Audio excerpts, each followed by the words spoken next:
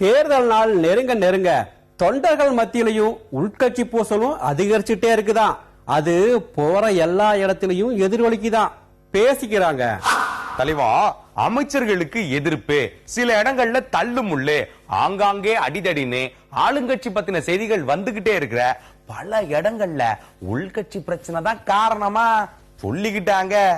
நண்பா, பணப்பறிமுதல், வேட்பாளர் வீட்டுல சோதனை, பண்ணத்தோட்டத்துல பறக்கும் பட, பெட்ரோல் பங்க்ல சிக்கிய ரூபாய்னு வரும் செய்திகளுக்கு பின்னாடியும் உள்கட்சி பூசல் இருக்குதான், பேசிக்கிட்டாங்க. தொகுதிக்கு 3 கோடி வரைக்கும் செலவு செய்ய சில பேர் தயாரா இருக்கிறாங்களாம். ஒரு சில தொகுதியில வேட்பாளருடைய வெயிட்ட பொறுத்து 5 கோடி வரைக்கும் நடமாட்டம் இருக்குதான். இதையும் அதே கட்சியுடைய எதிர் குரூப் வெளியில பரப்புறாங்களாம், சொல்லிக்கிட்டாங்க. ஐயா, அதிமுகவுல வரவு செலவு விஷயத்துல அதிக அளவு உள்கட்சி பிரச்சனை தளத்துக்குதான்.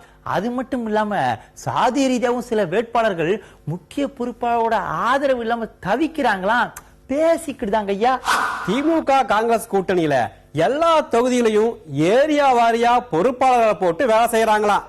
அதுல சில ஒன்றியங்கள் பட்டும் படாமலும் சுத்தி வர்றாங்களாம், சொல்லிக்கிட்டாங்க.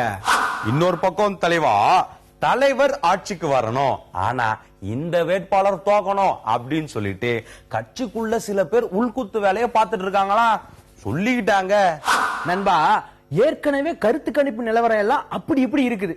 இதுல முன்ன பின்ன வெற்றி எண்ணிக்கை இருந்தா என்ன செய்யறது அப்படின்னு உடன்பிறப்புகளுக்கு கடிதாசி எழுதுறாங்களாம், பேசிக்கிட்டாங்க. திமுக வேட்பாளர் பிடிக்கலன்னா பக்கத்து தொகுதியில போய் உடன்பிறப்புகள் வேலை செய்யறாங்களாம். அதுவே கூட்டணி கட்சி வேட்பாளரா இருந்தா சொந்த தொகுதியிலே எதிர்பார்த்து பாடுறாங்களாம், சொல்லிக்கிட்டாங்க.